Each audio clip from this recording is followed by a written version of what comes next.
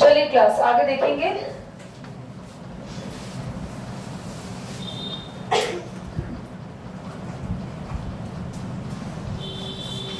Change in state, बहुत सारी reactions होती है जिसमें चेंज इन स्टेट हो जाता है।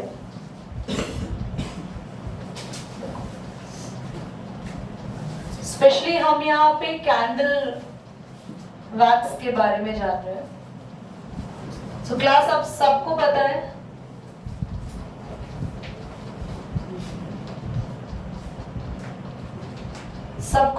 कि जब भी कैंडल वैक्स जब मेल्ट होती है तो धीरे धीरे धीरे, भाई कैंडल तो बहुत बड़ी होती है यार, बचता तो बहुत छोटा सा वैक्स है बस जमीन पे, है ना। जब पूरी की पूरी कैंडल मेल्ट हो जाती है तो क्या उतना ही वैक्स बचता है जितना वैक्स था उसमें? ये केमिकल चेंज है या फिजिकल चेंज है? केमिकल चेंज है, क्योंकि कैंडल जो है वो बर्न हो गई। बर्न होके क्या बनता है कैंडल वैक्स से? कैंडल वैक्स बच्चों आप अभी थोड़ा सा हायर क्लास नहीं, अभी अपनी ही क्लास में थोड़े हायर चैप्टर्स पर जब जाएंगे तो कैंडल वैक्स एक हाइड्रोकार्बन है। दीदी हाइड्रोकार्बन हमें पता नहीं है तो मैं थोड़ा सा हिंट दे रही हूं। कैंडल वैक्स में क्या है? हाइड्रोजन और कार्बन। कैंडल वैक्स में क्या है? हाइड्रोजन और कार्बन। तो हाइड्रोजन और कार्बन दोनों के दोनों, जब भाई आपने कभी किसी का बर्निंग, पता है आपको बर्निंग क्या होती है? जब भी कोई चीज बर्न होती है तो वो चीज किससे रिएक्शन करती है? ये सबको पता है ना। हमने बचपन में वो बेल जार वाला देखा है ना, जिसमें कैंडल जल रही है, अगर ऊपर बेल जार रख देंगे तो कैंडल बुझ जाएगी। क्यों? क्योंकि उसको ऑक्सीजन सप्लाई नहीं मिल रही है ना। ऑक्सीजन सप्लाई ही बर्निंग को सपोर्ट करती है। तो होता क्या है कैंडल के अंदर? हाइड्रोजन और, इसलिए हाइड्रोकार्बन होता है। और हाइड्रोजन और कार्बन किसके साथ रिएक्शन करते हैं? तो हाइड्रोजन और ऑक्सीजन मिलके बना लेता है आपका वाटर, और कार्बन और ऑक्सीजन मिलके बना लेती है कार्बन डाइऑक्साइड गैस। समझ में आया? तो हमारी जो वैक्स है वो कहां किस में कन्वर्ट हो जाती है? तो जब भी आपकी जो कैंडल वैक्स है वो ऑक्सीजन के साथ रिएक्ट, यानी कि क्या हो रहा होता है उसका बच्चों? बर्निंग। तो बर्निंग जब आप लोग करते हैं तो वैक्स ऑक्सीजन के साथ मिलकर बनाती है वाटर, जो कि वेपर बन के ऊपर हवा में चले जाते हैं। और कौन सी गैस रिलीज होती है? Carbon dioxide. तो हमने देखा जो हमारा वैक्स था वो सॉलिड था, और चेंज होके ये चीजें क्या बन गई बेटा? गैस फॉर्म बन गई। क्योंकि वाटर भी लिक्विड फॉर्म तो नहीं बना, वेपर वाली फॉर्म में बना, गैसियस फॉर्म में बना।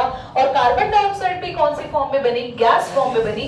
तो सॉलिड स्टेट से चीजों का गैसियस स्टेट में चेंज होना, which indicates the change in state. और चेंज इन स्टेट का इंडिकेशन यहाँ पे क्लियर बता रहा है कि यहाँ पर फिजिकल चेंज नहीं हुआ है, there is a chemical change, this is a chemical reaction. समझ में आया आप सभी को? ठीक है, नोट डाउन करिए क्विक।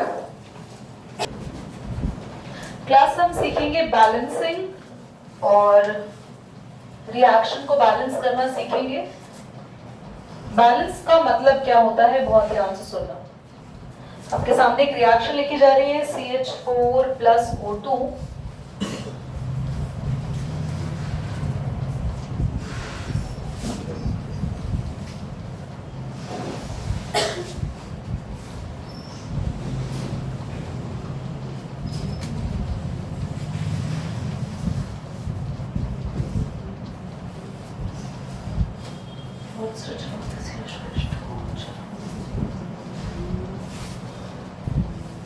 बैलेंसिंग का मतलब होता है कि जो भी एलिमेंट्स या जो भी एटम्स हमारे रिएक्टेंट साइड पर हैं, उतने ही एलिमेंट्स और उतने ही एटम्स हमारे प्रोडक्ट साइड पर भी होने चाहिए। So let's count down. ये रिएक्टेंट साइड है और ये प्रोडक्ट साइड है। काउंट करने के लिए हम लोग यहाँ पे एक टेबल बनाएंगे, नंबर ऑफ एलिमेंट्स। वैसे तो ऐसे ही काउंट हो जाएंगे, कुछ कहोगे कि दीदी ये तो ऐसे ही काउंट हो रहे हैं। अगर हमें रिएक्शन में बैलेंसिंग करने को बोला जाए और बैलेंसिंग हमारी 3 मार्क्स में आए तो हमें टेबल बना के ही करना है एग्जाम में। और अगर हमारी बैलेंसिंग 1 मार्क की है, 2 मार्क की है तो डायरेक्ट कर देना। तो डायरेक्ट भी सिखा दूंगी, don't worry.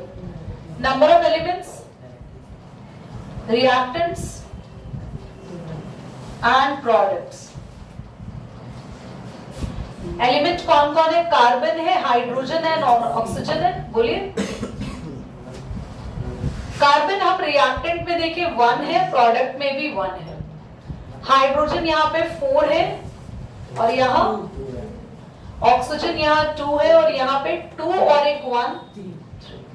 Is it clear? अब हमें करना क्या है कि हमें इनको बैलेंस करने के लिए इधर वाले नंबर को इधर वाले नंबर के बराबर करना होगा। कोशिश करो पहले वो नंबर बराबर करो जो इजीली हो रहे हैं। दीदी इजीली हो रहे हैं मतलब देखो 2 और 3 को हम लोग ज्यादा इजीली इक्वल नहीं कर सकते, पर अगर मैं इस 2 को मल्टीप्लाई कर दूं 2 से तो ये क्या हो जाएगा, है ना? तो मैंने किसको मल्टीप्लाई करा है 2 से? इस 2 को। ये 2 किसके लिए है बेटा? हाइड्रोजन प्रोडक्ट साइड पर जो है यहाँ पे 2 से मल्टीप्लाई होने वाली है। इतना क्लियर? जो नंबर हम यहाँ लगा रहे हैं वो रिएक्शन में भी लगा के दिखाने। ध्यान से देखना सभी बच्चे। मैंने किस एलिमेंट को मल्टीप्लाई करा है इधर देखो, और किस साइड मल्टीप्लाई करा है?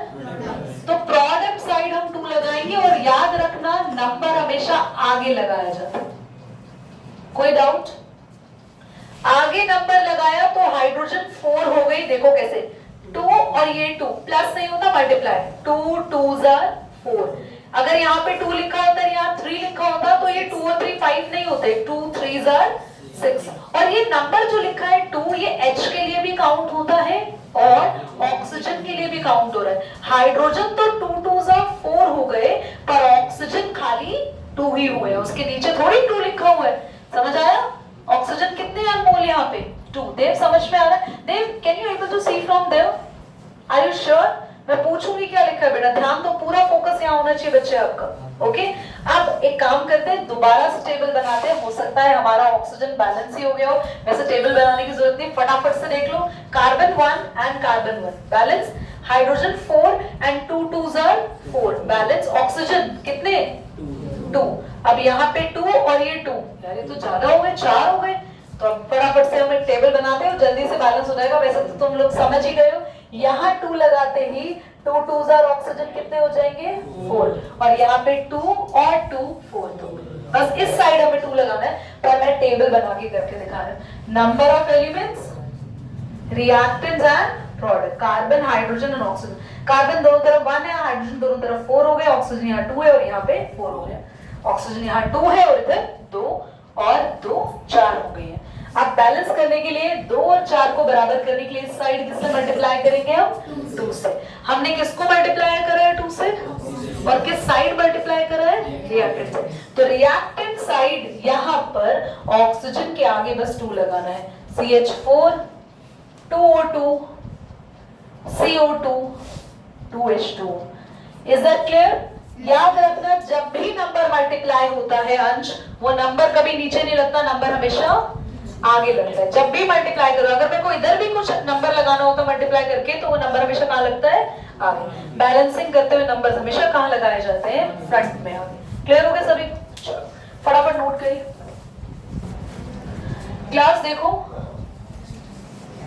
आयरन रिएक्ट कर रहा है, क्वेश्चन ने बोला आयरन, आयरन का सिंबल है Fe, रिएक्ट कर रहा है स्टीम, स्टीम मींस वाटर। ये बना रहा है iron oxide Fe2O3, Fe2O3 Fe3O4, Fe3O4 ये क्वेश्चन में गिवन है। साथ में निकल रही है कौन सी?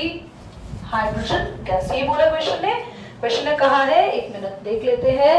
Question is saying iron metal react with steam, ठीक है, और हमें मिल रहा है Fe3O4 and hydrogen gas. Direct balance करना सीखे, डायरेक्ट कॉलम बना के तो सीख गए, मेनली डायरेक्ट ही आता है बैलेंस करना ना आपको एग्जाम में। How many iron is there? 1। Fe कितना है 1, Fe कितना है 3। तो सबसे पहले हम यहाँ 3 लगा के आयरन को बैलेंस कर देते हैं।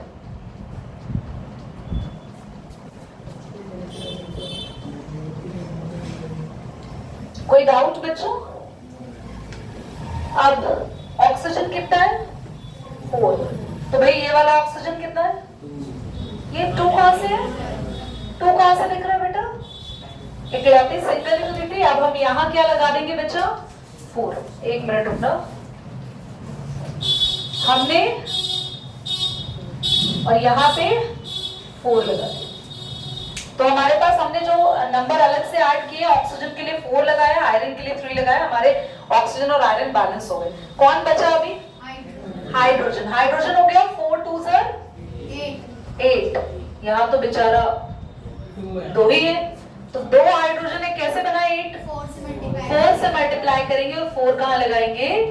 आगे लगा देंगे। तो क्या ये बैलेंसिंग आप लोगों को क्लियर हो गई? Easy.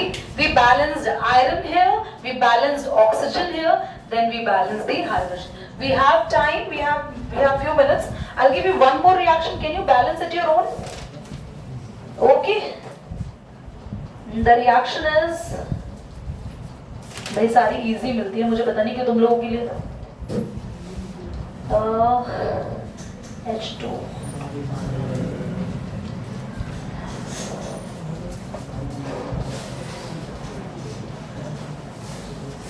एल्यूमिनियम है, AlOH whole thrice, Al2O3 plus H2। चलो अच्छा एक काम करेंगे, इससे होमवर्क करेंगे घर से, आराम से करो, जल्दीबाजी में नहीं करेंगे, नोट कर लीजिए।